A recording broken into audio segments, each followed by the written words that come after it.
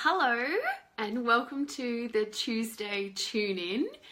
I am tuning in with you from a different location tonight. So I am in country South Australia and the little town that I'm in is called Port Lincoln.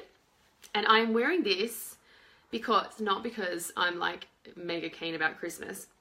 I'm wearing this because I drove here with my mum and we went straight to visit my grandma, who is in a nursing home actually, and she is, starting to get a little bit forgetful, but she said she found this in her room, this little headband, and she was so keen to give it to a little girl that, did we know a little girl? And I put it on and she loved it, so I'm keeping it. And in honour of my gran, which is the reason I'm here in Port Lincoln, I'm going to wear it for tonight's video. So, for anybody who is new, this is a space to reflect on different topics in our lives, and I'm going to share a little bit about my experience with these topics, and then post some questions for you. It's all an opportunity to grow and sort of develop ourselves in every possible way so we can have more love and more joy. That's really what it's all about. So tonight's topic is perfectionism. And no matter where you are on that spectrum, I think this word means something to everyone.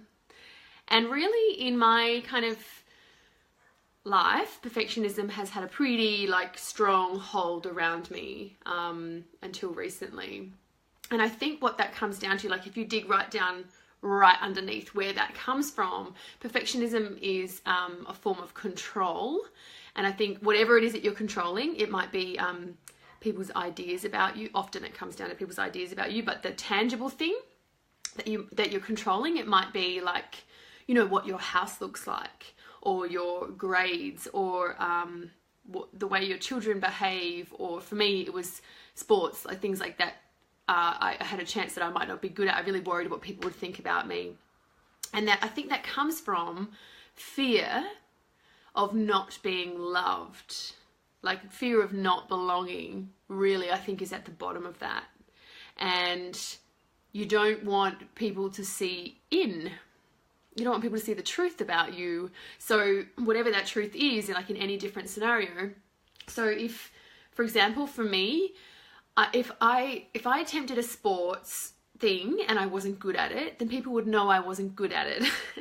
And it was really problematic to me as a young person because, I felt pretty like I didn't fit in most of the time as it was, and I didn't want to give the other kids another reason to make fun of me. So, I really wanted to belong. I wanted to be a part of what everybody else is doing. I wanted to be loved. I wanted to be, cared about. So that meant that I tailored my behavior so that people would do things, people would see me in a different way. That was my experience with perfectionism. And it kind of got worse sort of after I left school. It was really bad at school. It got worse as I went through uni and et cetera, et cetera. I'll come back to that at the end. But I think, it's pretty easy for us to pinpoint why perfectionism is a problem.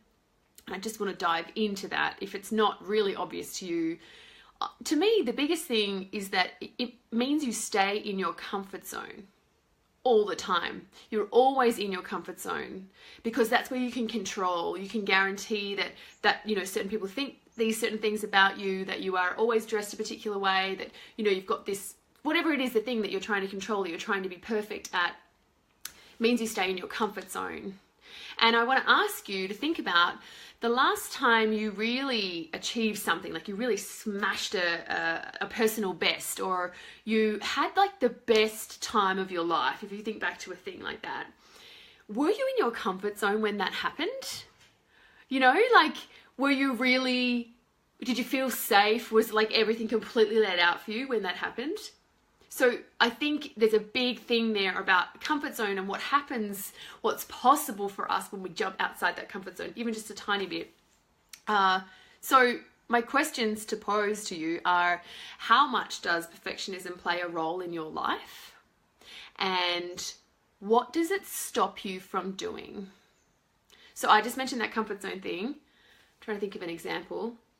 So when I was in Thailand a couple of years ago, I'm pretty scared of heights and stuff like that, and also of being bit of a knob, you know, like I don't want to be uncoordinated or stupid or whatever. But when I started to let go of that fear of being perfect, which I did have in school, especially around physical activity things, I had to get outside my comfort zone because I was afraid of heights, and I did this amazing water abseiling thing. So outside of my comfort zone, fully afraid, but it was like the best thing I'd ever done at that time, and I wouldn't take it back. Like, I'm so glad for all of those experiences that have been a real stretch. I've had to risk falling, risk having failure in order to, you know, experience those wonderful things. So what might be possible if you were to let go of that control?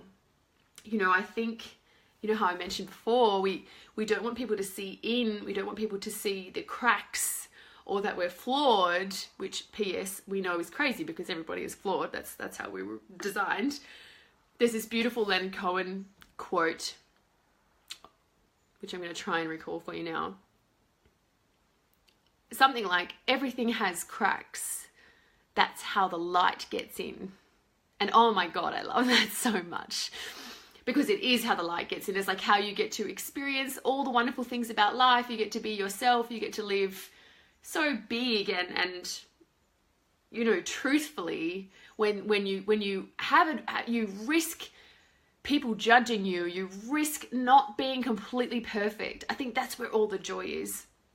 So I want to share a perspective game that was shared with me, and I wish I could remember who it was that did it because it's been really powerful to me. So if you were to imagine your 80-year-old self, like you're having a chat with your 80-year-old self on a porch, you know, on a rocking chair. I don't really do that in Australia, but let's just imagine. And what do they say to you? Like, what do you say to them? If you ask them, sorry, my foot's going numb. If you ask them, what was the greatest thing that you did in your life? Or, you know, do you have any regrets?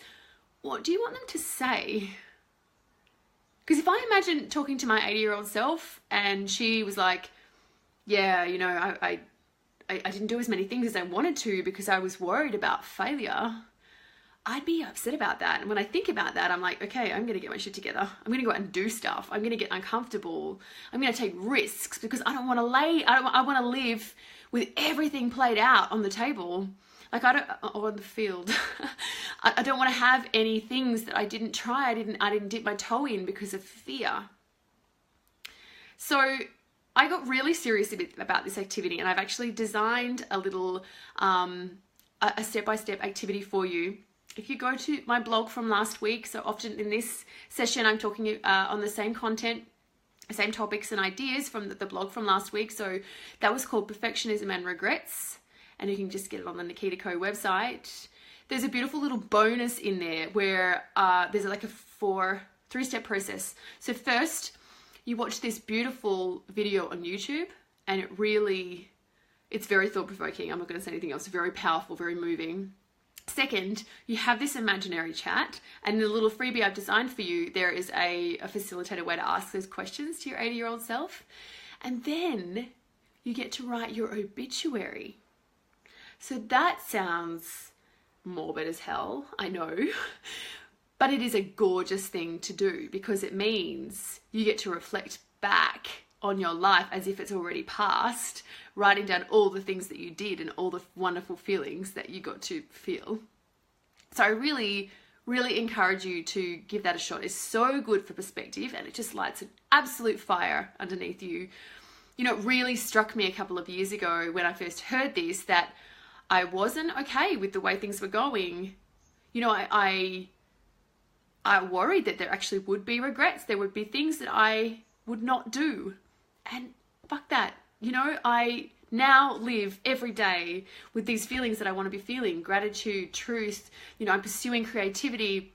And again, it's not about the destination. It's not like getting to a point where, you know, I have this kind of house and I've earned this much money and I don't know, I have a plane or whatever. It's about every single day feeling the feelings you want to feel.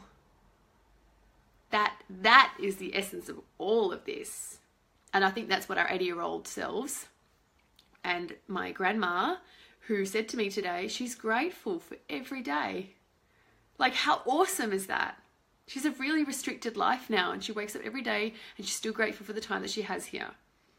And yeah, bloody huge reminder. Get on with it. Live the life you really want to be living. You bloody deserve it. I don't know where all this spoken language has come from. Give this activity a go. Stop trying to be perfect and just love the life that you're living right now. Okay, that's it from me. I'll see you next week back in Adelaide. Mwah!